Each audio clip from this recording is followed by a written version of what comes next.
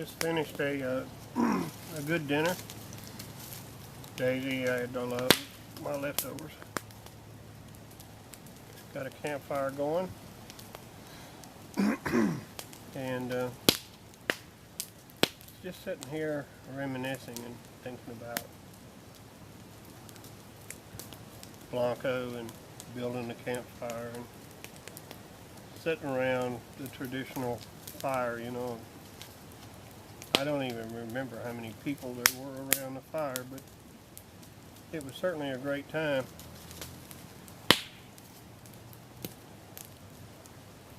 I remember a story I told, I guess I must have been 25, 30 years old.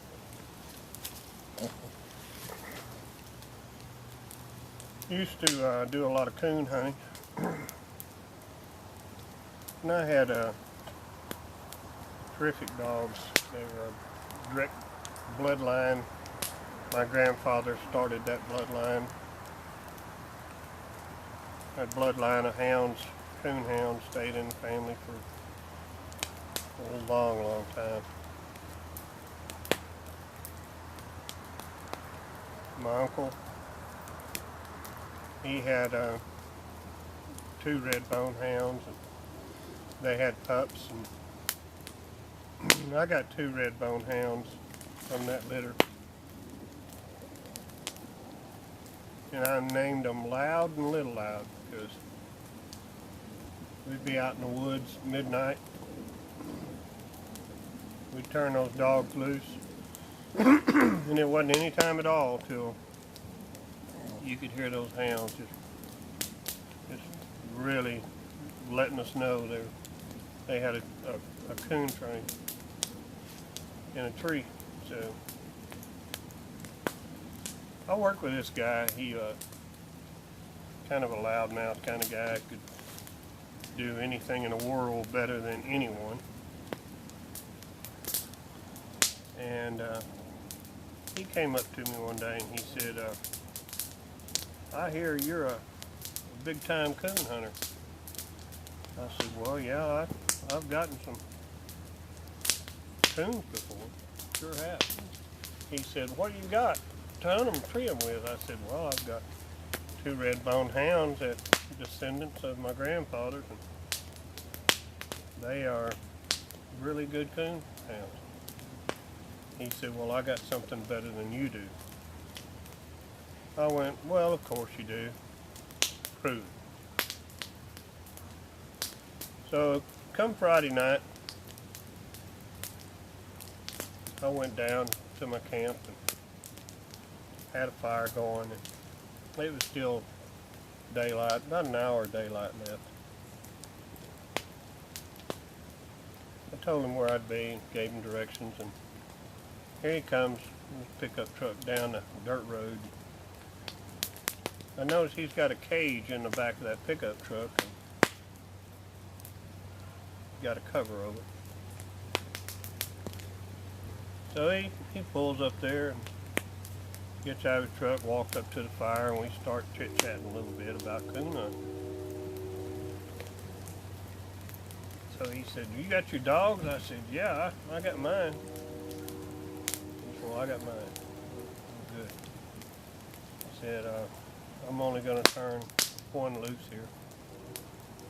And get yours ready to go, and we'll turn them loose. So I went ahead and turned Loud loose, and he went off down to the woods, kind of like this here.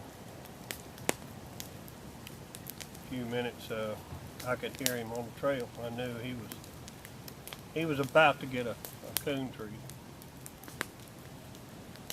So this guy, he goes to the back of his truck, he uncovers that cage, and there's a monkey in that cage.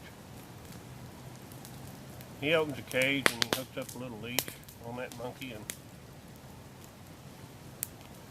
got the monkey out of the cage and walked around to the passenger door of his pickup truck, reached in the door and got a shoulder holster pistol shoulder holster with a 44 Magnum pistol stuck in it.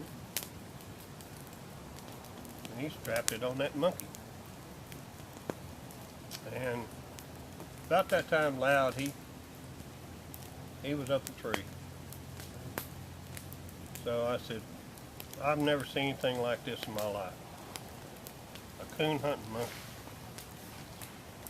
Let him go. So he turned that monkey loose. We took off down that trail.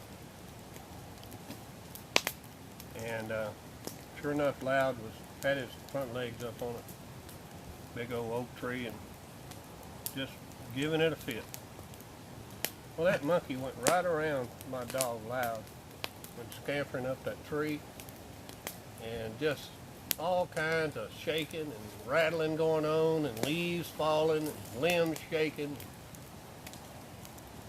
Directly that monkey came down out of that tree. That monkey pulled that 44 Magnum, cocked it, and shot my dog in the head. I went, well, mister,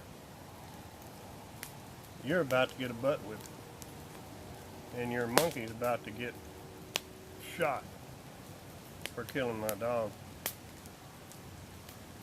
He said, well, I know all that, and I understand all that. He said, but there's only one thing that this monkey hates worse than a coon, and that's a lying coon dog. So, obviously, Loud made a mistake. There wasn't a coon up there. So the monkey shot my dog. Anyway, that's the last time I ever went hunting with that guy. And he made good on the hound dog. So anyway, thank you for your time. Been enjoying the campfire out here, Daisy and me. Y'all have a nice Thanksgiving.